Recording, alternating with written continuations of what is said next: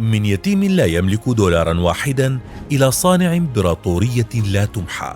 بدأ مشواره كمحام حتى طرد من المحكمة، ثم جعل العالم يشتهي تذوق طعامه. بسن كبير بدأ مشروعه الحلم لينجح بإيصاله لكل أنحاء العالم. قد تكون من محبيه أو تفضل مطعما غيره، لكنه بالتأكيد من الأشهر في الكوكب. دجاج كنتاكي وقصة الصعود الأسطورية. ولد مؤسس السلسلة الشهيرة هارلاند ساندرز عام 1890، وما هي إلا سنوات حتى فقد والده ليعيش يتيم الأب، ما أدى لاتجاه والدته للعمل، ووضعت المسؤولية على عاتق ساندرز بتربية إخوته الأصغر منه، ليصبح الطفل الصغير ماهرا في تدبير المنزل، وخصوصا طهي وإعداد الطعام.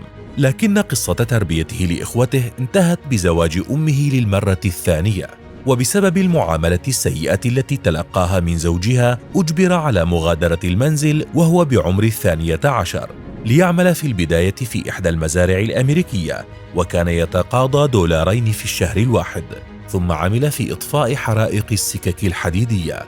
بعدها اتجه للخدمة العسكرية في الجيش، ونجح خلال ذات الفترة بدراسة القانون حتى حصل على الشهادة الجامعية وعمل كمحامي. لكنه منذ اللحظة الأولى لم يجد شغفه في هذا العمل، وفي النهاية طرد من المحكمة بسبب مشاجرة مع أحد القضاة ليعمل في إحدى محطات الوقود بولاية كنتاكي.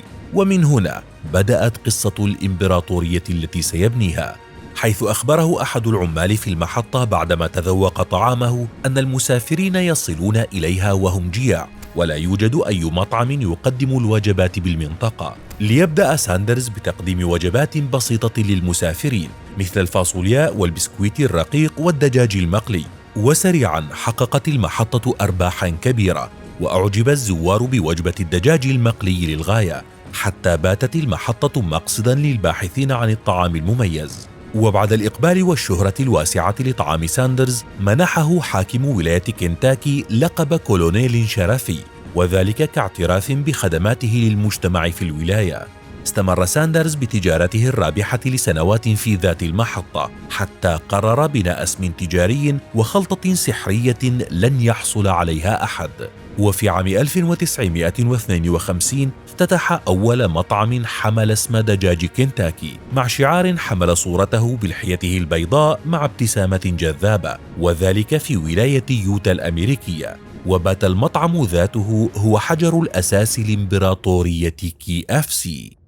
لكن الطفرة العمرانية التي شهدتها أمريكا في خمسينيات القرن الماضي أضرت بتجارة ساندرز كثيرا، حيث تغير الشارع الذي كان يصل لمطعمه، ما أدى لتناقص عدد الزبائن بشكل كبير. ليبيع المطعم ويقرر بدء مشوار جديد، حيث أتقن حينها قلي الدجاج بالضغط مع 11 نوعا من التوابل والأعشاب المميزة، وهو الأمر الذي اعتبر خلطة سحرية لم يمتلكها غيره. فبدأ بعرض الطريقة على أصحاب المطاعم مقابل منحهم ترخيصا باسم مطعمه الشهير. وبالفعل نجحت خطته بقوة بالتعاون مع زوجته، حيث كان يتجول بين المطاعم حاملا معه قطعة دجاج يعرضها على المطعم، وإذا أعجبت يحصل على نسبة من أرباح بيع الخلطة.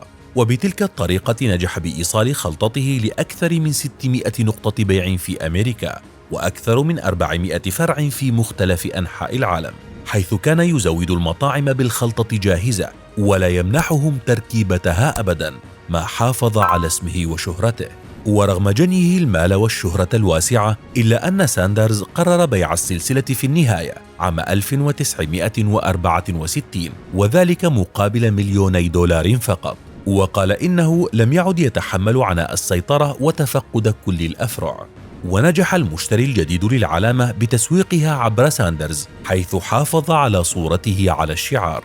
ورغم تغير المذاق للدجاج، لكن العلامة بقيت على قيد الحياة بسبب صورة ساندرز، وتوسعت بشكل أكبر مع مدار السنوات. توفي الكولونيل كما لقبه حاكم كنتاكي عام 1980، بعدما انضم لعمالقة الوجبات السريعة، وبقيت صورته يشاهدها العالم في مختلف الأسواق. لكنه لم يخبر أحدا عن 11 نوعا من التوابل في الوصفة، لتبقى خلطته سرية حتى اليوم.